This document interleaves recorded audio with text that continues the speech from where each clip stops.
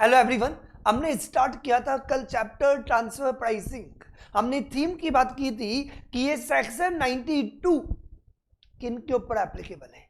When there is a international transaction between two or more associated enterprises, यदि दो associated enterprises में यदि कोई भी international transactions और specified domestic transactions यदि होता है और यदि उस इंटरनेशनल ट्रांजैक्शंस की वजह से यदि इंडिया में इनकम रिड्यूस्ड होती है तो assessing officer income tax officer India में एएलपी अप्लाई कर सकता है और इंडिया में एएलपी अप्लाई करके वो इनकम असेसी की इंक्रीज कर सकता है और यदि इनकम इंक्रीज होगी तो टैक्स विल बी इंक्रीज्ड। समझ में आया कि नहीं आया? आया ना बात?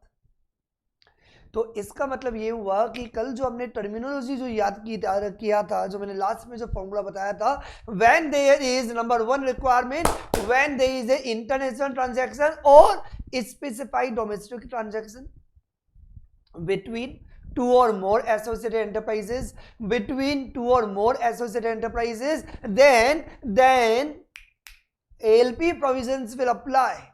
Then ALP provisions will apply if income is increased or loss is reduced of the assessee.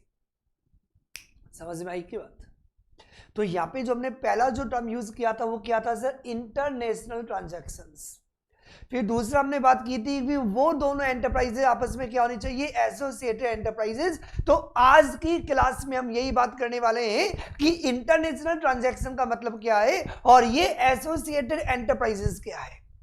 International transaction define किया हुआ है सेक्शन 92B में और जो एसोसिएटेड एंटरप्राइजेज है वो डिफाइंड है इन द सेक्शन 92A में। तो अब हम स्टार्ट करते हैं कि what do you mean by the international transactions, right? International transactions आप किनको बोलोगे? इंटरनेशनल ट्रांजैक्शंस क्या है?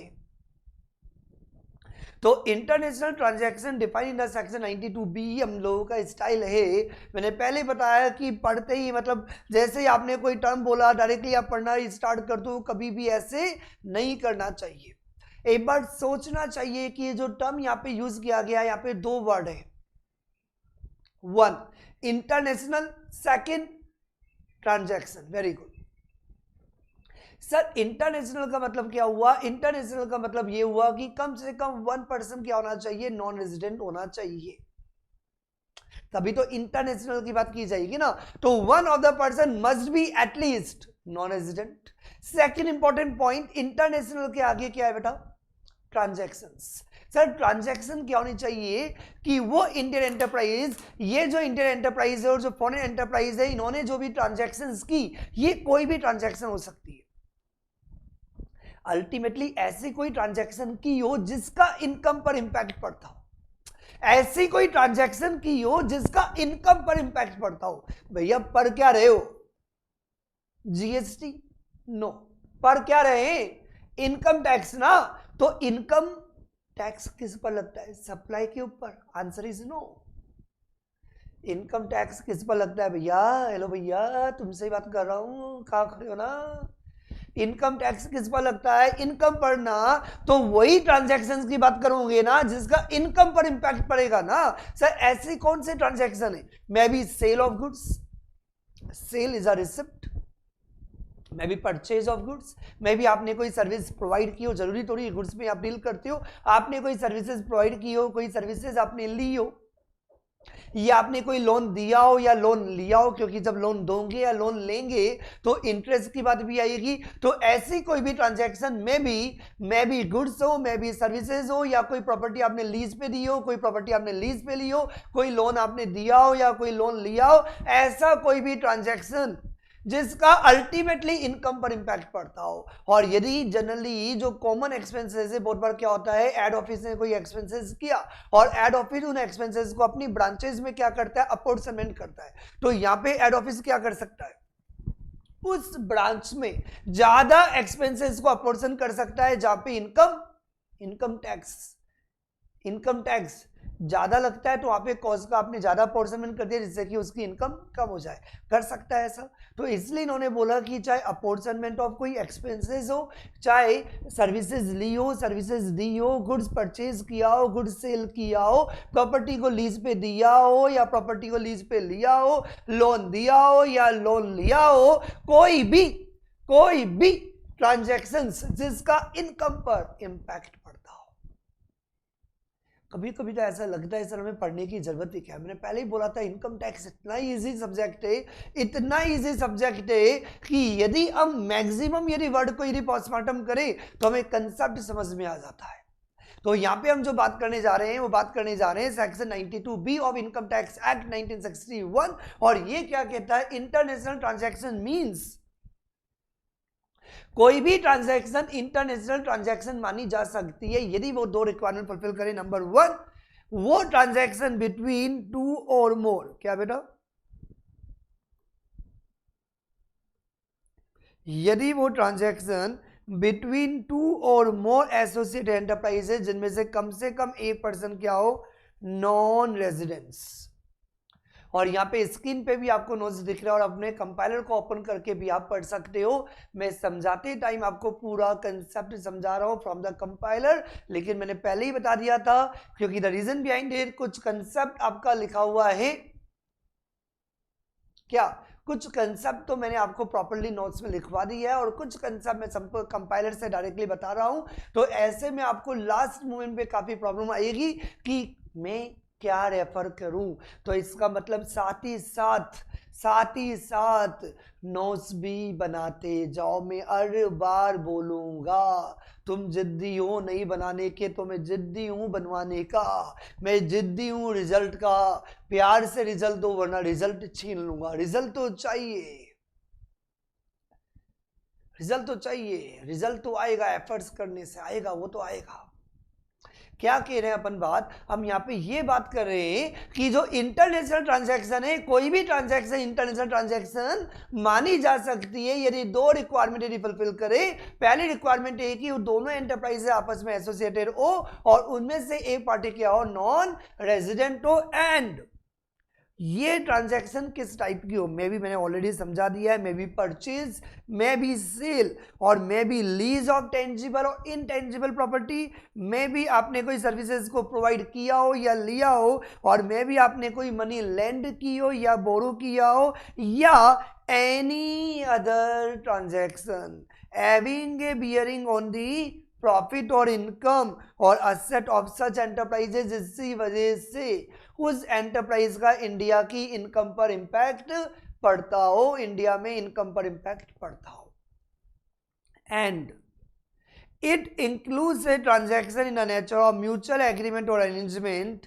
बारे में दो बातें, परचेज सेल, क्या क्या ट्रांजैक्शन है, परचेज ऑफ गुड्स में भी, सेल ऑफ गुड्स में भी, सर्विसेज आपने ली, सर्विसेज आपने दी, मैं भी आपने कोई प्रॉपर्टी को लीज पर दिया या लीज पर लिया, मैं भी आपने लोन दिया या लोन लिया, या कोई भी ट्रांजैक्शन जिसका मनी पर इंपैक्ट पड़ता हो।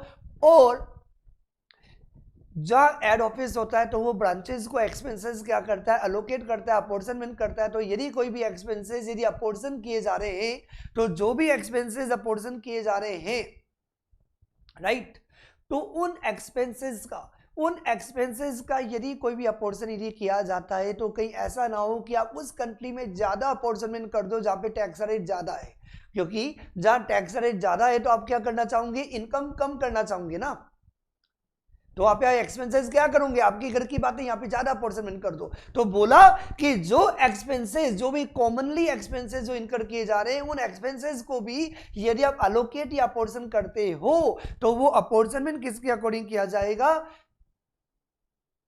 एलपी। वो एलपी की बात तो हम बाद में करेंगे, अभी तो हम बोल रहे हैं ये भी इंटरनेशनल ट्रांजैक्शन मानी जाती है, अपॉर्चनमेंट ऑफ एक्सपेंसेस। तो क्या दिया हुआ है, any transaction in the nature of mutual agreement और अरेंजमेंट बिटवीन द टू और मोर एसोसिएटेड एंटरप्राइजेज, किसके रिगार्डिंग, ये एक्सपेंसेस एड ऑफिस के द्वारा किया जा रहा है, लेकिन दो एंटरप्राइजेज ने आपस में म्यूचुअल एग्रीमेंट किया कि एड ऑफिस के द्वारा जो भी एक्सपेंसेस इनकर किया जा रहा है, इन ब्रांचेज में अपॉर्चनमेंट किया जाएगा। क्या क्या है, क्या म्यूचुअल एग्रीमेंट है, तो म्यूचुअल एग्रीमेंट क्या है, फॉर दी अलोकेशन, क्या बेटा, फॉर दी अलोकेशन और अपॉर्चनमेंट, for the allocation or apportionment of any contribution to cost or expenses incurred or to be incurred in connection with a benefit, service or facility provided or to be provided to one or more such enterprises. मतलब ये कि जो commonly expenses है उनका जो allocation किया जाएगा between two और मोर एसोसिएटेड एंटरप्राइजेस, तो वो जो म्यूचुअल एग्रीमेंट है वो भी क्या माना जाएगा, इंटरनेशनल ट्रांजैक्शन माना जाएगा, यदि उनमें से कम वन ऑफ द पर्सन क्या होना चाहिए, नॉन रेजिडेंट होना चाहिए। क्लियर? तो ये था हमारा सेक्शन 92B। ये डीम्ड एसोसिएटेड बाद में बात करेंगे, अभी मतलब नहीं है। ये छोटा मोटा पॉइंट आ सकता है। क्रॉस बॉर्डर नाम से इंडिकेट करता है, क्रॉस बॉर्डर, क्रॉस, तो इसका मतलब ये हुआ कि यदि कोई भी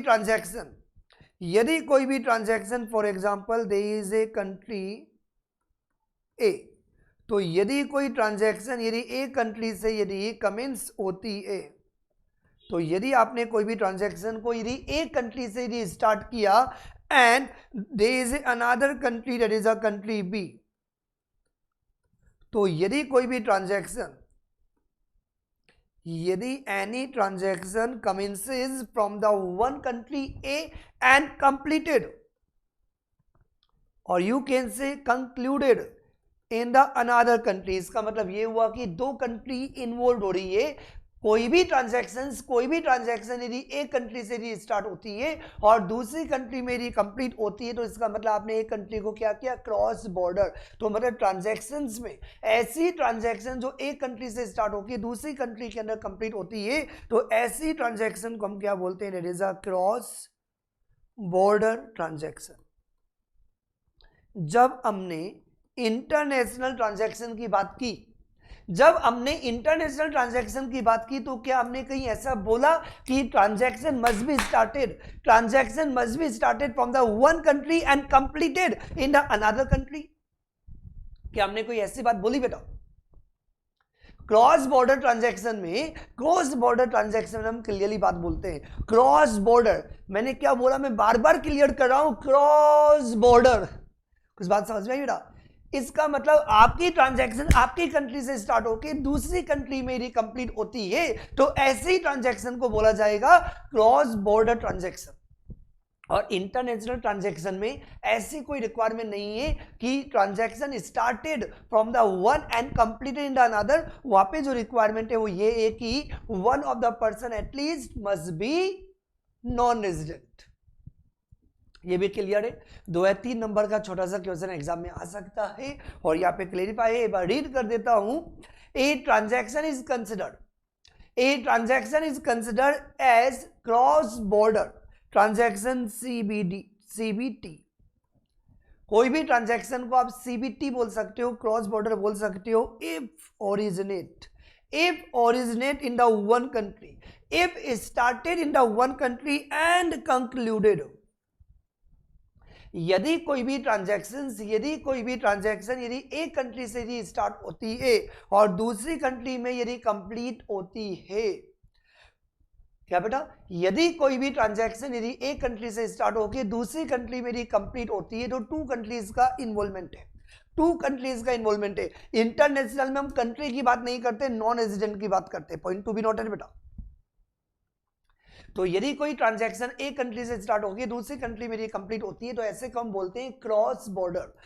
तो thus it is not necessary that every international transaction cross border हो। समझ में आया? और वाइस वर्सा, क्योंकि इंटरनेशनल में बात करेंगे नॉन रेजिडेंट और क्रॉस बॉर्डर में बात करेंगे started from the one country and complete in the another country. समझ में आई बात सर? बिल्कुल। तो now we come to a very important, exam में बहुत बार आया हुआ है, व्हाट डू मीन बाय, तो क्योंकि the reason behind that ALP arm length price section 92 के ये जो प्रोविजंस है ये तभी एप्लीकेबल होंगे।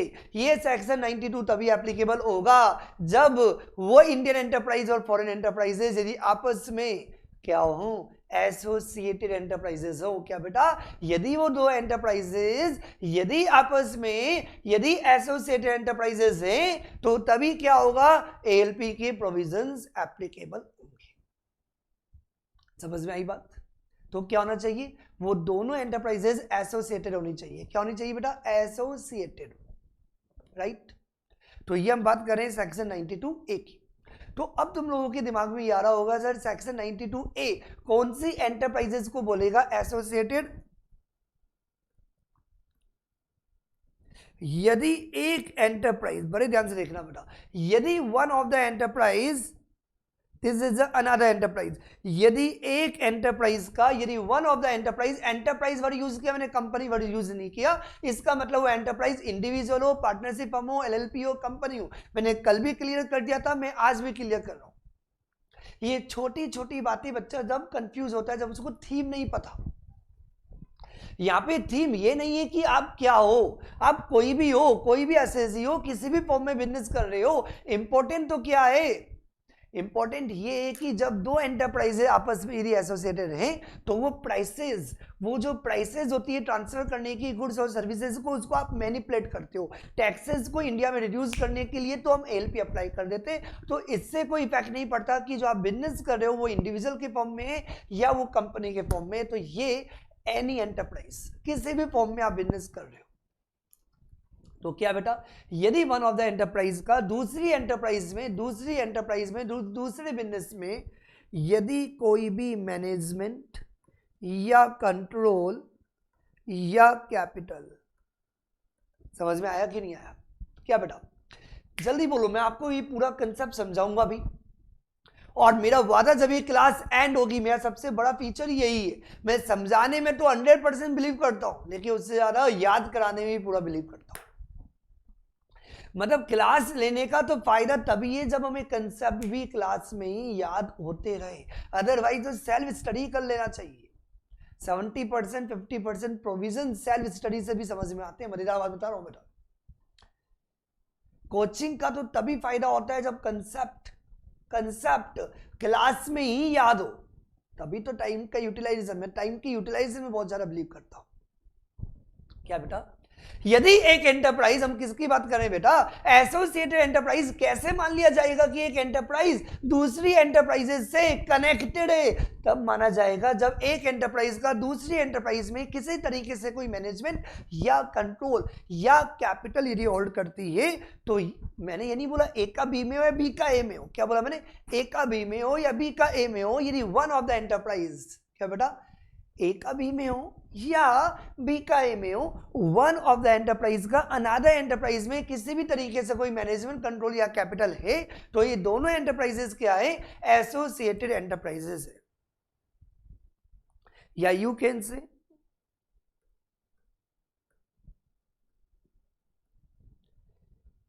कि they are the two enterprises, that is A और B, there is another third enterprises, और ये जो सी एंटरप्राइजेज हैं, ये सी एंटरप्राइज ए एंटरप्राइज में भी मैनेजमेंट, कंट्रोल और कैपिटल होल्ड करता है, और यही सी एंटरप्राइज बी में भी कोई मैनेजमेंट, कंट्रोल और कैपिटल होल्ड करता है। बड़े ध्यान से देखना बेटा, आपको स्क्रीन पे प्रॉपर्ली दिख रहा है कि ए का बी के साथ कोई कनेक्शन नहीं है। बोलते ना कॉमन फ्रेंड, ये मेरा फ्रेंड नहीं था, ये मेरे फ्रेंड का फ्रेंड था, लेकिन हुआ क्या, जिसकी वजह से आप फ्रेंड बने वो तो हट गया, जो कॉमन फ्रेंड था वो आपका बेस्ट फ्रेंड बन गया। मतलब ए एंटरप्राइज का बी एंटरप्राइज के साथ कोई कनेक्शन नहीं है, और बी एंटरप्राइज का ए एंटरप्राइज के साथ कोई कनेक्शन नहीं है, लेकिन there is a C enterprise. Second वाले में बात कर रहा हूं मैं, इसको हम नाम भी दे देते हैं, टेंशन ना लो, जिससे कि बोलना इजी रहेगा। This is a first point, this is a 2 point. मतलब जब हम एसोसिएटेड एंटरप्राइजेस की बात करते हैं तो हम 2 पॉइंट की बात करते हैं। There are 2 points are there. Number one, जब एक एंटरप्राइज दूसरी एंटरप्राइज में, जब एक एंटरप्राइज दूसरी एंटरप्राइज में मे बी ए का बी में या बी का ए में कोई भी मैनेजमेंट, कोई भी कंट्रोल या कोई भी कैपिटल, कोई भी मैनेजमेंट, कोई भी कंट्रोल या कोई भी कैपिटल यदि होल्ड करते हैं, तो ये दोनों एंटरप्राइजेस क्या है? एसोसिएटेड एंटरप्राइजेस है। या कि जब ए का कोई बी में कोई मैनेजमेंट नहीं है, बी का ए में कोई मैनेजमेंट नहीं है, कोई कंट्रोल नहीं है, कोई कैपिटल नहीं है, तब भी ये दोनों एंटरप्राइजेज एसोसिएटेड एंटरप्राइजेज है। यदि सी एंटरप्राइज, थर्ड एंटरप्राइज, यदि ए में भी और बी में भी, मतलब एक कॉमन करिए जो दोनों को जोड़ रही है, मतलब ए का बी में कोई कनेक्शन नहीं, बी का कोई ए में कनेक्शन नहीं, लेकिन but due to the reason of C, but due to the reason of C enterprise A enterprise में, सी एंटरप्राइज बी एंटरप्राइज में किसी भी तरीके से कोई मैनेजमेंट या कंट्रोल या कैपिटल, कोई मैनेजमेंट, कोई कंट्रोल या कोई कैपिटल यदि होल्ड करती है तो पॉइंट टू बी नोटेड, ये दोनों एंटरप्राइजेस कौन सी बेटा, ए और बी, ध्यान से देखो बेटा, ए का बी के साथ कोई कनेक्शन नहीं है, बी का ए के साथ कोई कनेक्शन नहीं, but due to the reason of C enterprise A enterprise में, सी एंटरप्राइज बी एंटरप्राइज में मैनेजमेंट कंट्रोल और कैपिटल होल्ड करती है, तो इन दोनों के बीच में कोई कनेक्शन नहीं होने के बाद भी ये दोनों एंटरप्राइजेस कौन सी सर, ये दोनों कौन सी, ए और बी, क्या बेटा, ए और बी क्या मानी जाएगी, एसोसिएटेड एंटरप्राइजेस मानी जाएगी। आया कि नहीं आया, आया ना समझ में। अब तुम लोगों के दिमाग में डाउट आ रहा है, मुझे पता है क्या डाउट आ रहा है सर, ये तो बताओ सर, मैनेजमेंट कंट्रोल और कैपिटल क्या होगा, जो भी रियल में मैनेजमेंट कंट्रोल कैपिटल है वो होगा, लेकिन लॉ मेकर्स ने क्या किया, सेक्शन 92A के अंदर ही डीम्ड एसोसिएटेड एंटरप्राइजेस का कंसेप्ट भी क्लियरली कवर कर दिया। हो सकता है कि रियल में ए या नहीं, लेकिन कुछ परसेंटेज, कुछ ट्रांजैक्शन ऐसी होती है जहां पे देख के पता चल जाता है यस आपस में कनेक्शन है।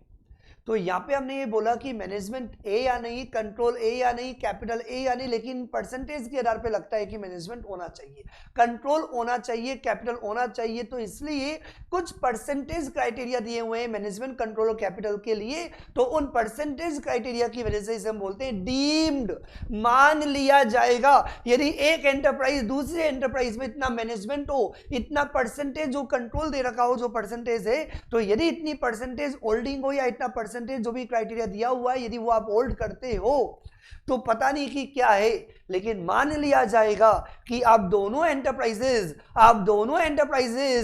डीम्ड एसोसिएटेड एंटरप्राइजेस है। तो अब हम बात करेंगे कि कब दो एंटरप्राइजेस आपस में डीम्ड एसोसिएटेड एंटरप्राइजेस मानी जाएगी। तो अब हम बात करते हैं डीए, ये भी एग्जाम के पॉइंट से बहुत इंपॉर्टेंट है, बहुत बार डायरेक्टली डेफिनेशंस एग्जाम में आई हुई है, और कभी कभी तो आइडेंटिफाई करने के लिए आ जाता है कि कितना परसेंटेज से माना जाएगा कि वो दो एंटरप्राइजेज आपस में डीम्ड है। तो now we come to the point number A, right. Point number A, यदि एक एंटरप्राइज यदि दूसरी एंटरप्राइजेस में, यदि वन ऑफ द एंटरप्राइज दूसरी एंटरप्राइजेस में, अनदर एंटरप्राइजेस में यदि होल्ड करती है 26% और मोर वोटिंग राइट्स, ये इंपॉर्टेंट नहीं है कि ए का बी में हो, दोनों में से कोई भी एक एंटरप्राइज का दूसरी एंटरप्राइज में कितना परसेंट, 26% और मोर, कितना परसेंट बेटा, यदि एक एंटरप्राइज का दूसरी एंटरप्राइज में कितना परसेंट, 26% और मोर, यदि वोटिंग राइट्स होल्ड किया जाता है तो वो एंटरप्राइजेज मान ली जाएगी deemed to be associated.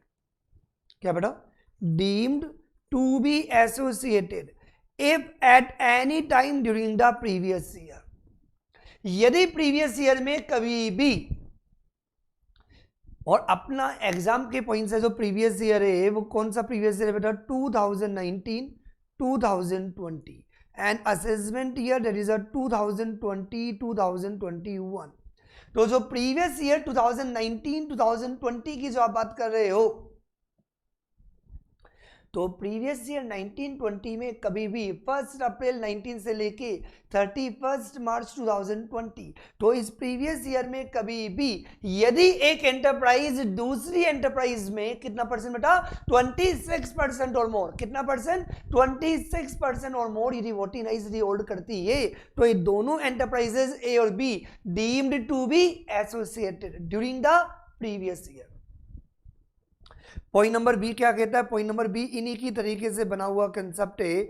Point number B is, यदि ये दो एंटरप्राइजेस है ए और बी, बड़े ध्यान से देखना बेटा, यदि ए और बी आपस में कोई कनेक्शन नहीं है, ए बी में नहीं, बी ए में नहीं, लेकिन there is a third enterprise that is a C enterprise. A enterprise का बी एंटरप्राइज में, बी एंटरप्राइज का ए एंटरप्राइज में कोई भी आपस में कनेक्शन नहीं है, लेकिन there is a third enterprise that is a C enterprise.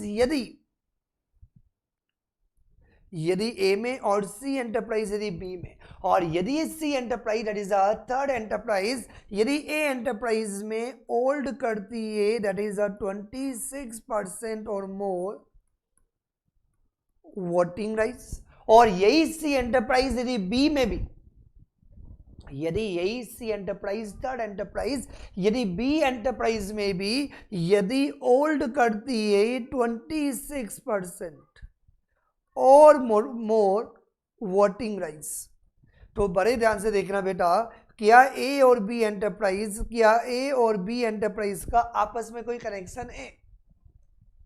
Sir ए और बी का तो आपस में कोई कनेक्शन है ही नहीं, किसी भी तरीके से कोई एसोसिएशन नहीं है।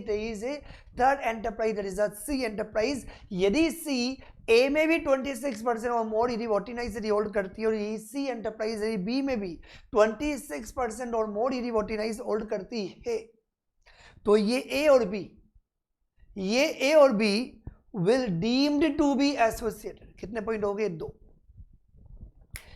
डायरेक्टली था ए बी में या बी ए में, ए बी में या बी ए में यदि 26% और मोर यदि वोटिनाइज यदि होल्ड करे, तो वो ए और बी आपस में क्या है? एसोसिएटेड। लेकिन ए बी में नहीं, बी ए में नहीं, there is a third enterprise that is a C, यदि सी ए में भी और सी बी में भी यदि 26% और यदि मोर वोटिनाइज यदि होल्ड करती है, तो ए और बी का डायरेक्टली कोई कनेक्शन नहीं होने के बाद भी due to the reason of C, ये ए और B deemed to be associated. तो 2 पॉइंट हो गए। Now we come to the third point.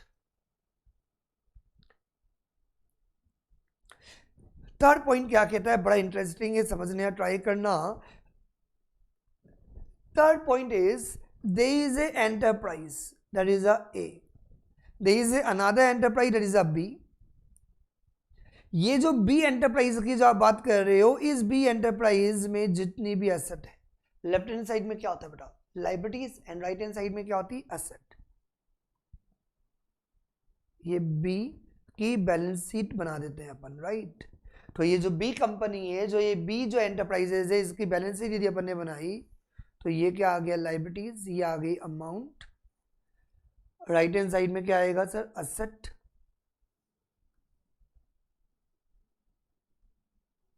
Amount. समझ में आया कि नहीं आया?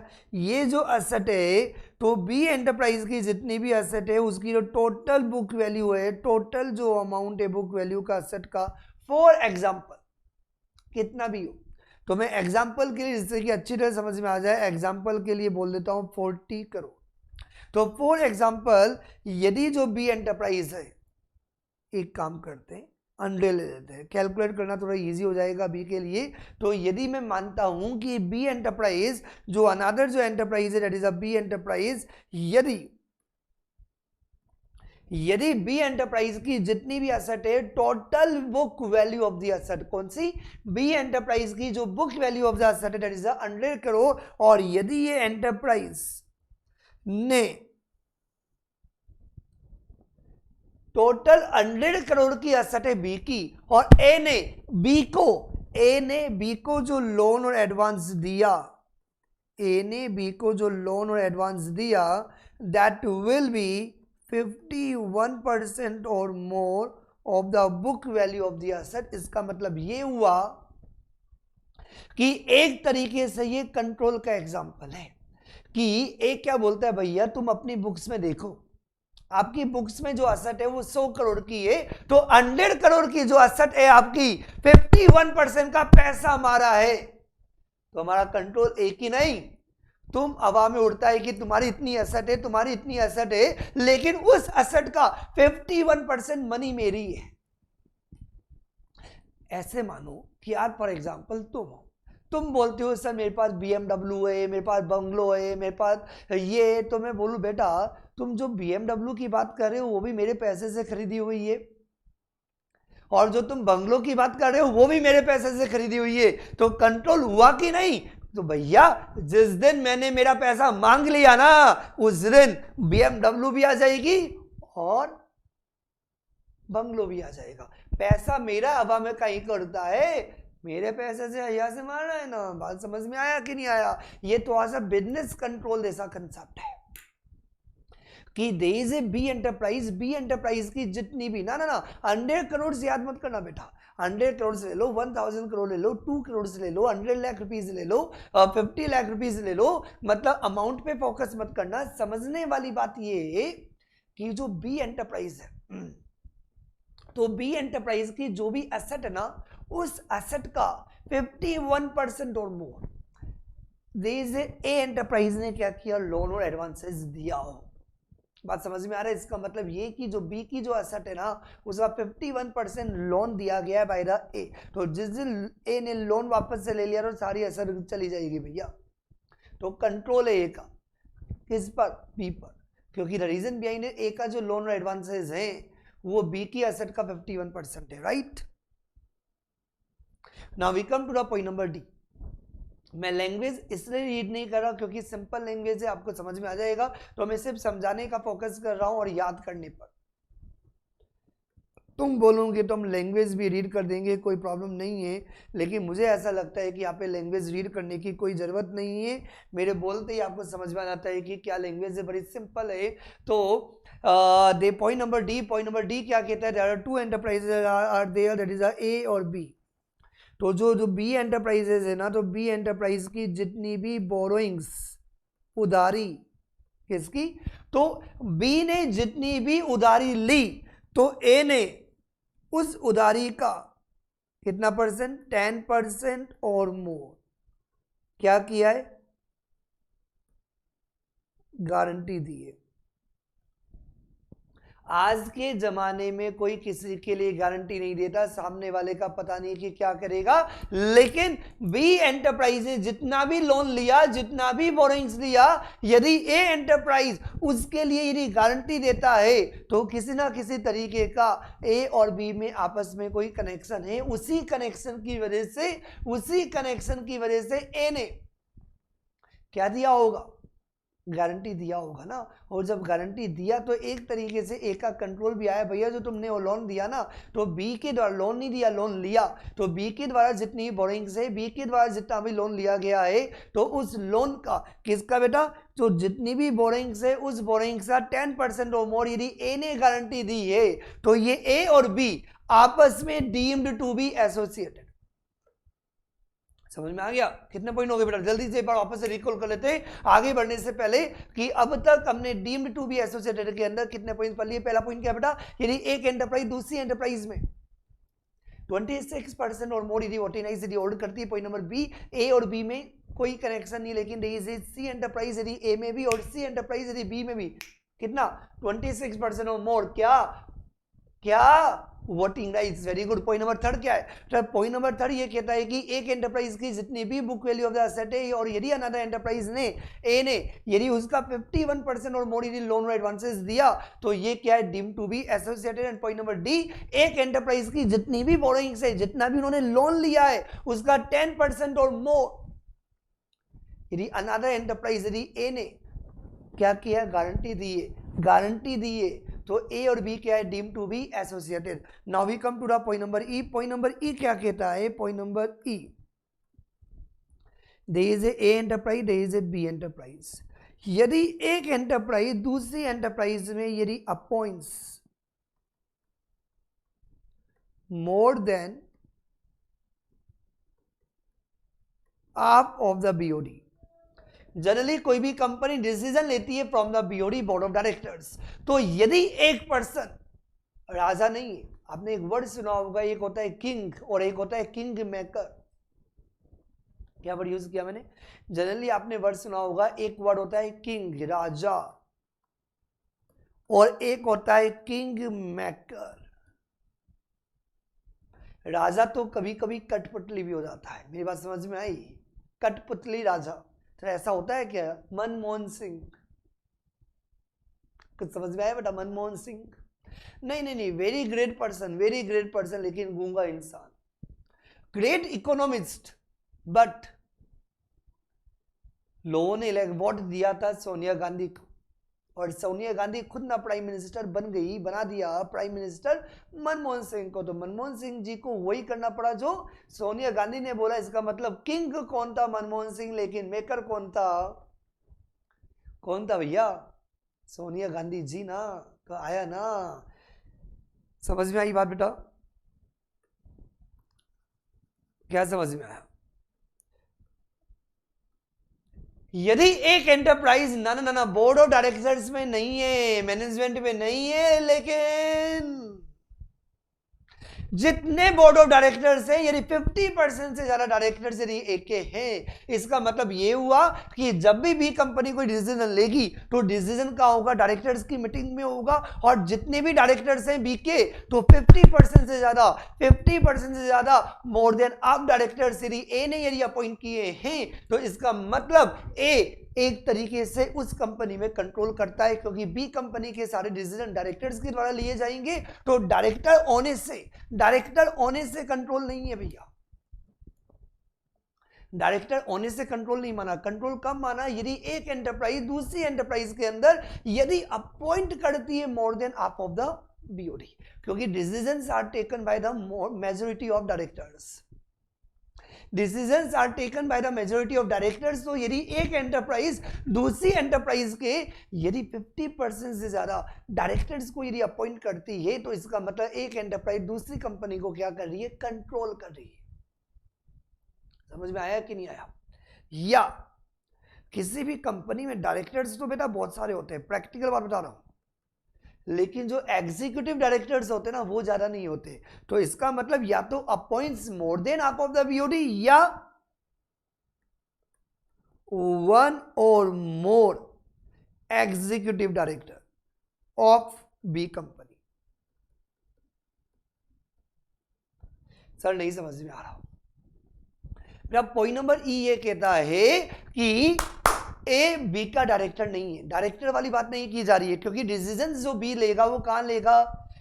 बीओडी में। तो एक एंटरप्राइज दूसरी कंपनी की, एक एंटरप्राइज दूसरी एंटरप्राइज की यदि 50% से ज्यादा यदि डायरेक्टर्स अपॉइंट करती है, तो डिसीजन डायरेक्टर्स के द्वारा लिया जाएगा। और ए के 50% से ज्यादा डायरेक्टर्स है, तो वही होगा जो मंजूरी डायरेक्टर्स होगा। और डायरेक्टर्स किसके? एक है, तो मंजूरी वही होगा जो ए का होगा। तो ए का कंट्रोल हुआ या नहीं हुआ? बी में हुआ ना। तो यदि एक एंटरप्राइज दूसरी एंटरप्राइज में यदि अपॉइंट्स करती है more then the half of the BOD या one or more executive directors, तो ये दोनों जो एंटरप्राइजेस है ए और बी, ये आपस में क्या मानी जाएगी? Deemed to be associated. समझ में आई बात?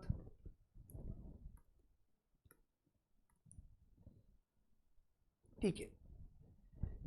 पॉइंट नंबर ही वैसा ही बन जाएगा जो हमने एसोसिएटेड के अंदर पढ़ा था, उसके आधार पे इजीली कंसेप्ट बन जाएगा। क्या बेटा?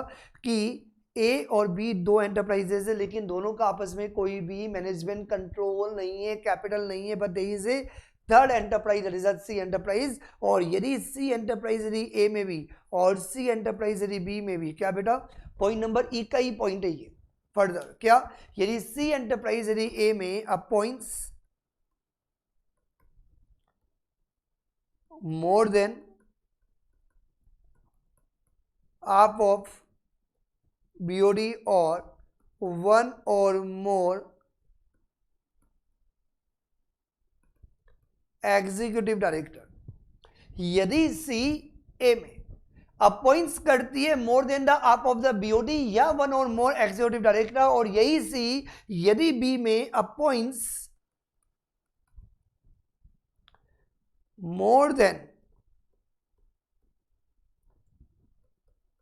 half of the BOD या one or more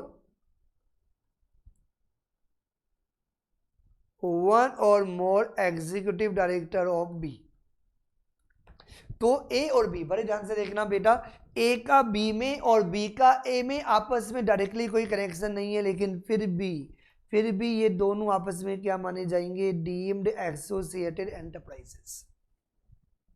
sir point number ई में और पॉइंट नंबर एफ में क्या डिफरेंस है बेटा, और समझ में आ जाता है। जब एक एंटरप्राइज का दूसरी एंटरप्राइज में यदि किसी भी तरह का more than half of the BOD appoint करते हैं, more than half of the BOD appoint करते हैं, one or more executive directors appoint करते हैं तो डीम्ड है। लेकिन पॉइंट नंबर एफ में ए और बी का कोई डायरेक्टली कनेक्शन नहीं है। थर्ड एंटरप्राइज यदि ए में और यदि थर्ड एंटरप्राइज यदि बी में यदि अपॉइंट्स करती है more than half of BOD और अपॉइंट्स मोर देन नहीं, appoints more than half of the BOD और one or more executive directors of B, तो ये दोनों क्या माने जाएंगे, डीम्ड एसोसिएटेड एंटरप्राइजेस। समझ में आया बेटा? तो now we come to the point number G. समझना बात, ये भी बिजनेस वाला है बेटा। हमने तीन चीजें बात की थी, मैनेजमेंट, कंट्रोल और कैपिटल, तो ये भी कंट्रोल वाली बात की जा रही है। क्या बेटा? समझना, बड़ा इंटरेस्टिंग है बेटा। यदि एक एंटरप्राइज है ए और दूसरी एंटरप्राइज है बी, यदि एक एंटरप्राइज के द्वारा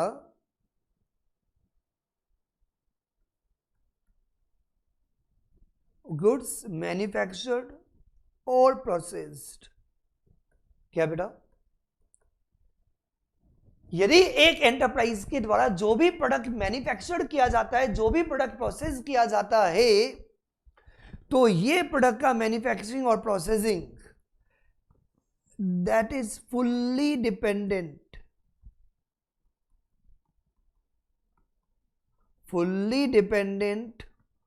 on the know-how, या you can say patent और copyright of the B। समझ में आया कि नहीं आया?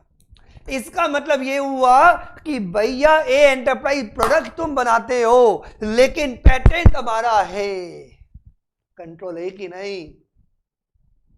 एक एंटरप्राइज के द्वारा यदि कोई प्रोडक्ट मैन्युफैक्चर किया जा रहा है, यदि एक एंटरप्राइज के द्वारा यदि प्रोडक्ट यदि प्रोसेस किया जा रहा है, तो ए ने जो भी प्रोडक्ट बनाया, ए ने जो भी प्रोडक्ट यदि प्रोसेस किया, उसका मैन्युफैक्चरिंग, उसका प्रोसेसिंग फुल्ली डिपेंडेंट, मतलब ये कि प्रोडक्ट बना रहा है लेकिन भैया वही होगा जो मंजूरे पी होगा। सर ऐसा क्यों? क्योंकि पेटेंट बी का है, पेटेंट बी का है, कॉपीराइट बी का है, ट्रेडमार्क बी का है, टेक्नोलॉजी बी की है, तो वही होगा जो मंजूरे बी होगा। एक की नहीं? कितना मजा आता है पढ़ने में। जब इनकम टैक्स पढ़ते हैं ना तो I love income tax, very interesting, I love it. कितना इजी कंसेप्ट है। प्रोडक्ट ए बना रहा है, प्रोडक्ट ए मैन्युफैक्चरिंग कर रहा है, प्रोसेसिंग ए कर रहा है, लेकिन उसकी टेक्नोलॉजी बी पर डिपेंडेंट है। समझ में आया कि नहीं आया? यदि ए के द्वारा यदि कोई प्रोडक्ट यदि बनाया जाता है तो बना ए रहा है लेकिन उसकी टेक्नोलॉजी बी दे रहा है, उसका पेटेंट बी का है, उसकी नो-हाउ बी की है, तो ऐसे केसेस में ए और बी आपस में डीम्ड टू बी एसोसिएटेड है, क्योंकि एक एंटरप्राइज का दूसरी एंटरप्राइज में क्या है, कंट्रोल है, due to the reason of technology किसी और की है, पेटेंट किसी और का है, नो-हाउ किसी और का है। बात समझ में आई कि नहीं आई? आया ना? तो ये था हमारा पॉइंट नंबर जी। समझ में आया? तो ये ए और बी क्या माना जाएगा, डीम्ड टू बी एसोसिएटेड। तो now we come to the point number H. Sir point number H क्या कहता है, समझना बात। पॉइंट नंबर एच कहता है कि there is a two enterprise are there, one is a A, another is a B.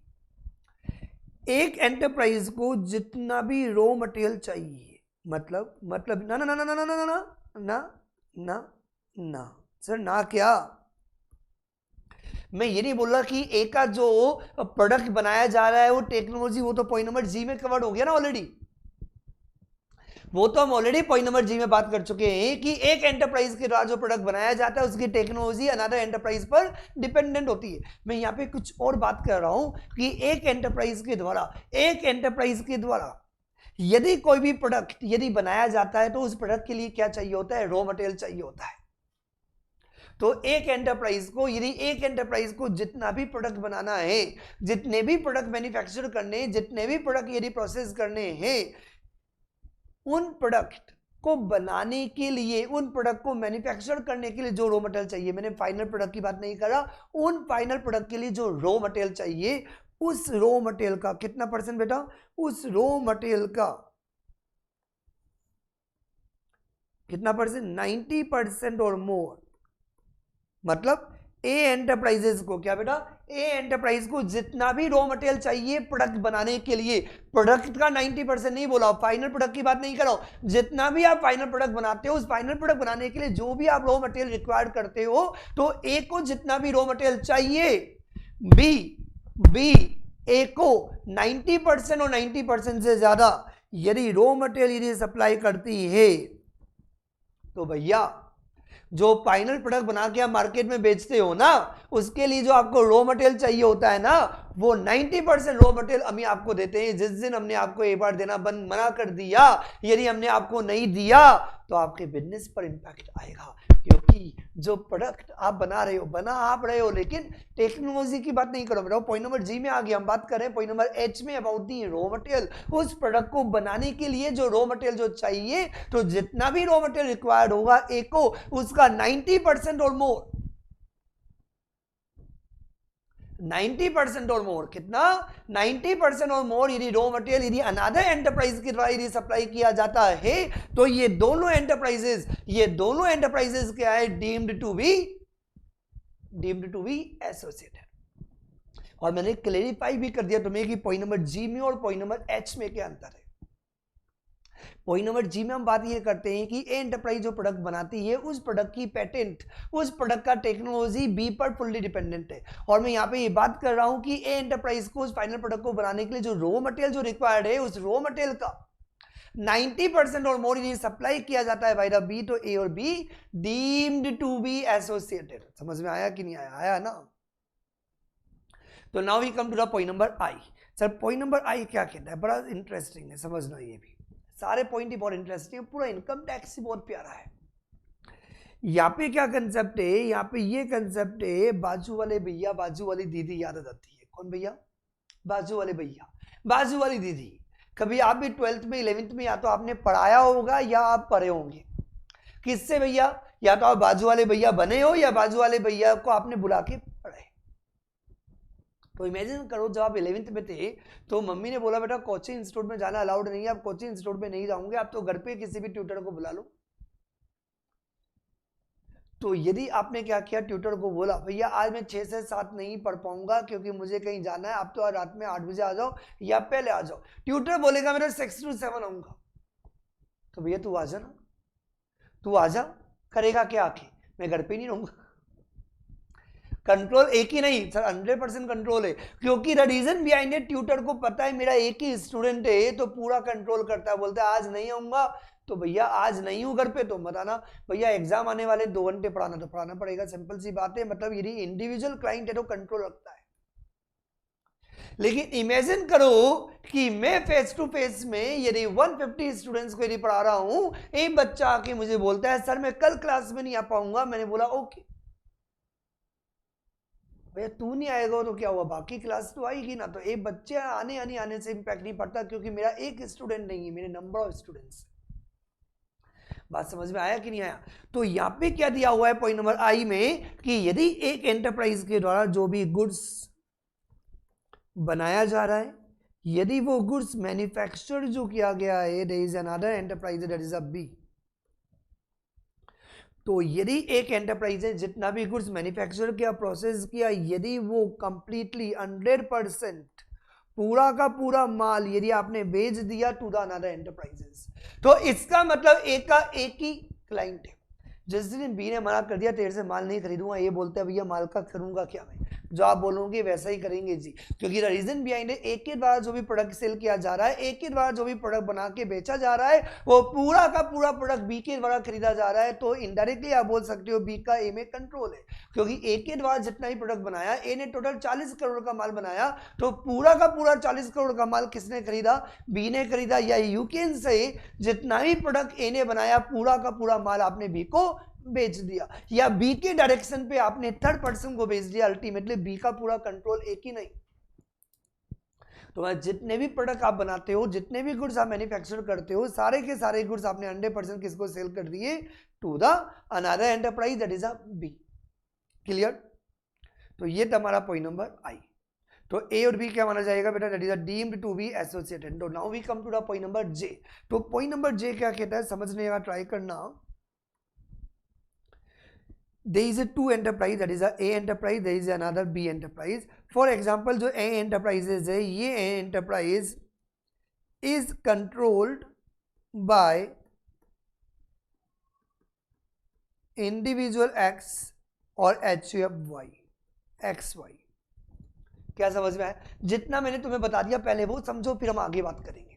यदि एक एंटरप्राइज जो इंडिविजुअल और HUF है, यदि एक एंटरप्राइज जो आपस में नहीं, ए एंटरप्राइज है, वो एंटरप्राइज क्या है, वो कौन है, वो एंटरप्राइज ए क्या, उसका लीगल स्टेटस क्या है, वो इंडिविजुअल एंटरप्राइज. वही अपने बात की थी ना कि वो एंटरप्राइज किसी भी फॉर्म में हो सकती है. तो वो जो एंटरप्राइज है, जो ए जो बिजनेस कर रही है, वो in the form of individual or in the form of HUF है. तो ए जो एंटरप्राइज है, it is controlled by individual X और HUF XY. There is another enterprise, that is a B. और यदि B enterprise is also controlled by same individual X और HUF XY, तो ये दोनों एंटरप्राइजेस, क्योंकि इनको कंट्रोल करने वाला बंदा एक ही है, इनको जो बंदा कंट्रोल कर रहा है, जो बंदा डायरेक्शन दे रहा है, वो इंडिविजुअल एक्स है. मतलब एक्स यदि ए को भी कंट्रोल करता है, यदि एक्स यदि बी को भी यदि कंट्रोल करता है, तो ये दोनों एंटरप्राइजेस आपस में कनेक्टेड है. ऐसे मानो कि आज फॉर एग्जांपल देखिए Chinmay tutorials. Chinmay tutorials is governed by Chinmay Sen. अब मुझे लगा कि चिन्मय ट्यूटोरियल्स के थ्रू यदि मैं सीए में आता हूं तो माइंड में सबके सेट है इंडिया का बेस्ट इंस्टीट्यूट यदि सीएस के लिए जो चिन्मय ट्यूटोरियल्स है, सीए नहीं. लेकिन भैया टैक्स तो वही है ना, टैक्स तो वही है ना. तो ये टैक्स क्यों नहीं मैं सीए के स्टूडेंट्स को भी प्रोवाइड करूं, क्योंकि कंसेप्ट वही है, कंटेंट वही है, थीम वही है, और जीएसटी तो ऑलमोस्ट सेम है ना. क्यों नहीं ये मटेरियल में सीए वालों को भी दे दूं? समझ में आया कि नहीं आया? तो मैंने क्या कि एक और एंटरप्राइज बना दी, एबीसी एंटरप्राइज. नाम दोनों के अलग अलग, एक है चिन्मय ट्यूटोरियल्स और एक है एबीसी एंटरप्राइजेस. नाम अलग अलग है, लेकिन यदि दोनों एंटरप्राइजेस को यदि एक ही इंडिविजुअल यदि कंट्रोल करता है, तो जब दोनों को कंट्रोल करने वाला इंसान यदि सेम है, यदि HUF यदि सेम है, या उनके रिलेटिव्स के द्वारा यदि कंट्रोल किया जा रहा है, तो भैया जब कंट्रोल करने वाला यदि एक ही पर्सन है, तो उन एंटरप्राइजेस के नाम अलग अलग होने से क्या इफेक्ट पड़ता है? चाहे उसका नाम ए हो, चाहे उसका नाम बी एंटरप्राइज हो, उससे क्या इफेक्ट पड़ता है? जो बंदा उसको कंट्रोल कर रहा है, जो पर्सन उसको डायरेक्शन दे रहा है, तो डायरेक्शन देने वाला पर्सन एक ही है. समझ में आया कि नहीं आया? तो वो दोनों एंटरप्राइजेस नेम अलग होने के बाद भी, एंटरप्राइजेस अलग होने के बाद भी कोई इफेक्ट नहीं पड़ता, क्योंकि दिशा निर्देश देने वाला, डायरेक्शन देने वाला, कंट्रोल करने वाला बंदा सेम है. तो ये दोनों एंटरप्राइजेस क्या मानी जाएगी? Deemed to be associated. समझ में आया कि नहीं आया? मैं वापस से रीड कर देता हूं. पॉइंट नंबर जे. पॉइंट नंबर जे क्या कहता है? यदि एक एंटरप्राइज यदि कंट्रोल की जाती है बाय द इंडिविजुअल और HUF XY, और यदि अनदर एंटरप्राइज भी by the same person individual X और HUF XY के द्वारा यदि कंट्रोल की जाती है, तो दोनों एंटरप्राइजेस के माने जाएंगे deemed to be associated. Point number के.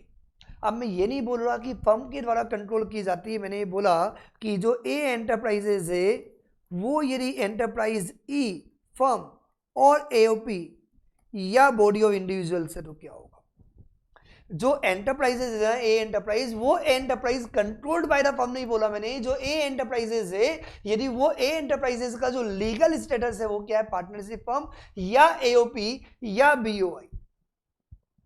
There is another enterprises. यदि another enterprises इस enterprise में, यदि another enterprises B enterprises, यदि A enterprise मतलब फर्म में या एसोसिएशन ऑफ पर्सन में या बॉडी ऑफ इंडिविजुअल्स में यदि होल्ड करती है, that is a 10% or more interest.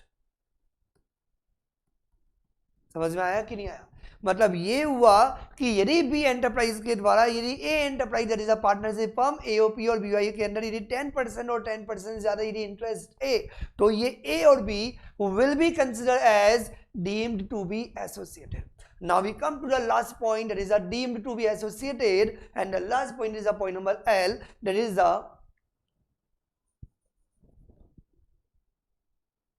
बहुतरफा प्यार. क्या बोला? बहुतरफा, both sided interest, both sided love. One sided love तो वैसे भी सबको बर्बाद कर देता है। यदि लड़का लड़की से प्यार करे या लड़की लड़के से प्यार करे तो काम नहीं होता। बोथ साइडेड, वन साइडेड प्यार तो बर्बाद कर देता है साहब। लड़का लड़की से प्यार करे और लड़की लड़के से प्यार करे, बोथ साइडेड म्यूचुअल इंटरेस्ट। इसका मतलब ये हुआ कि यदि ए एंटरप्राइज का ओनली बी में यदि कोई इंटरेस्ट है ना, इसके अलावा पॉइंट नंबर ए से लेके पॉइंट नंबर जो हमने के पढ़ा वो तो डीम टू बी एसोसिएटेड ए, उनके अलावा भी यदि ए का बी में और बी का ए में, दोनों बातें बेटा, यदि कोई भी म्यूचुअल इंटरेस्ट है, म्यूचुअल का मतलब आपस में इंटरेस्ट, मतलब ए एंटरप्राइज का बी में और बी एंटरप्राइज का यदि ए में कोई भी म्यूचुअल इंटरेस्ट है, यदि बोथ साइडेड इंटरेस्ट है, और कैसा interest, as may be prescribed. और यहां पे कौन प्रेस्क्राइब करेगा? सर ये क्या पढ़ रहे हो आप? Income tax. तो इनकम टैक्स में कौन प्रेस्क्राइब करेगा? By the CBDT. गलती से सीबीआईसी मत बोल देना बेटा, कॉमन सेंस पूरा अप्लाई करना है बेटा। इनकम टैक्स पढ़ने तो सीबीडीटी तो आएगा, तो as may be prescribe by CBDT. तो ये हुए पॉइंट नंबर ए से लेके पॉइंट नंबर एल तक की रिलेशनशिप, जहां पे वो दो एंटरप्राइजेस क्या मानी जाएगी? Deemed to be associated. तो ये हमारा कंप्लीट हुआ सेक्शन 92A, जहां हमने एसोसिएटेड भी बात की और deemed to be associated enterprises की भी बात की। इसके बाद आपके कंपाइलर में दो क्वेश्चंस दिए हुए हैं, जिनके और क्वेश्चंस नहीं है वो स्क्रीन पे देख लेना। तो there are two questions are given in the compiler, question number 1 as well as the question number 2। ये दोनों क्वेश्चंस आपके लिए होमवर्क है, और ये मुझे पता रहना चाहिए क्योंकि बहुत इंपॉर्टेंट टाइम है। क्योंकि मुझे पता है पुरानी वीडियोस देख रहे हो तो नई वीडियोस देखना भी बहुत इंपॉर्टेंट है। एग्जाम टाइम आ रहा है तो आपको पूरा फोकस करना है। तो मैं देखना चाह रहा हूं कि मेरी वीडियो इमीडिएटली कौन देखता है, क्योंकि यदि फेस टू फेस क्लासेस भी होती तो आप सम टाइम पीरियड के अंदर वो वीडियो देखते। तो मैं बार बार बोल रहा हूँ कि जो करंट पढ़ाया जा रहा है वो पहले पढ़ना है, देन बाद में पुराने कंसेप्ट को भी साथ ही साथ आपको कंटिन्यू करना है। तो ये दोनों क्वेश्चंस आपके लिए होमवर्क है, जो आपको यूट्यूब के अंदर जो भी अपना फॉर एग्जांपल कमेंट बॉक्स होगा या ऐप पर जो भी अपना चैट बॉक्स होगा, वहां पे आपको पूरा डिटेल्ड में आंसर लिखना होगा। मैंने पहले वाले जो अपना मतलब लास्ट जो अपनी क्लास थी उसमें भी मैंने आंसर्स देके, लेकिन मैं ज्यादा सेटिस्फाइड हुआ नहीं क्योंकि बहुत कम बच्चों ने कमेंट दिया, दिल ही टूट गया मेरा था। लेकिन इस बार मुझे उम्मीद है, मुझे पूरी उम्मीद है इस बार, क्योंकि तुम लोगों को लग रहा है कि मैं वीडियो देख रहा हूं, तुम लोगों के कमेंट्स भी देख रहा हूं कि तुम लोग क्या कर रहे हो, पूरा ऑब्जर्व कर रहा हूं। तो मैं चाह रहा हूं कि जैसे ये वीडियो अपलोड होते ही तुम लोगों के सारे कमेंट्स होने चाहिए। मैं यार कमेंट को पर्सनली देख रहा हूं और मैं चाह रहा हूं कि पूरा का पूरा बैच अपना कमेंट्स दे। Right, have a good day to all of you.